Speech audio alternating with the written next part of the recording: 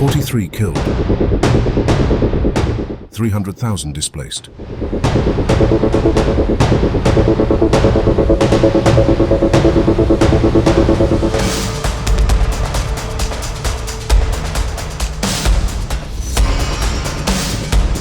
Thailand-Cambodia's military conflict took an ugly turn that has kept Southeast Asia on edge.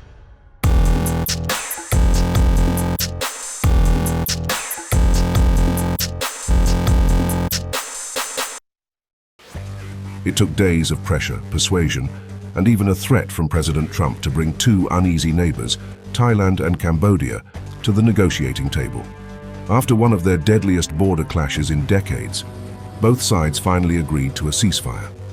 On July 28th, after a Malaysian-brokered ceasefire, the Thai and Cambodian militaries committed to halting troop movements and hostilities along their contested border. It followed days of deadly rocket strikes, shelling and air raids that killed at least 43 people and displaced over 300,000 people. However, the three-day-old ceasefire has already been tested on the ground by the Thai and Cambodian militaries. Thailand claimed multiple breaches in the first 48 hours, reporting small arms firing at the border. Cambodia denied the allegations and countered the claims with the accusations that Thailand had arrested 20 of its soldiers, with one reportedly dying in Thai custody. With an uneasy peace at the border, residents of both countries are scared to return to their homes, where gun sounds and rocket fire still rings haunting memories. But even with the fragile ceasefire, the root cause of the conflict still remains unresolved, keeping both nations on their toes. The dispute goes far beyond the latest exchange of fire. At its heart lies a centuries-old territorial feud, centered around ancient Hindu temples built during the Khmer Empire. The most contentious, Preah Vihear, known as Preah Vihear in Thailand. The temple holds deep cultural and historical significance for both nations, symbolizing a shared heritage but also a bitter territorial divide. In 1962, the International Court of Justice ruled that Preah Vihear belongs to Cambodia. But Thailand refuses to recognize that ruling, insisting instead on a 2000 bilateral agreement that calls for joint surveys. But what should have been straightforward mapping has become a minefield.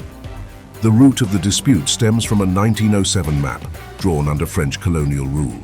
Cambodia uses this map to support its claim, while Thailand argues the map is inaccurate and flawed. Cambodia uses a French-drawn one, 200,000 scale map, broad but imprecise. Thailand prefers a military-style 150,000 map, far more detailed. Neither side agrees on what to use. Things took a sharp turn in 2008 when UNESCO listed Preah Vihear as a World Heritage Site. Thailand claimed it wasn't consulted, triggering nationalist outrage and angry protests.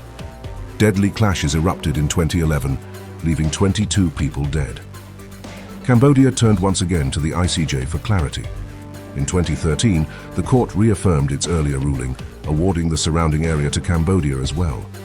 But despite legal clarity, the temple remains a flashpoint. The nationalist rhetoric on both sides has only inflamed tensions. For Cambodia, the temples are sacred symbols of Khmer identity. For Thai ultra-nationalists, they are seen as lost territories, surrendered to French Indochina.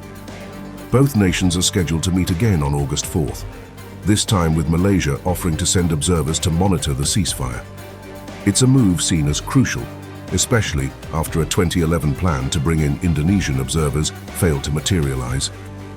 For now, the guns are silent, but in evacuation centers the fear remains. And at the heart of this crisis, temples carved in stone silently spectates the conflict rooted in pride, history, and unresolved borders. If you like this video, then like, share, and subscribe to Mirror Now.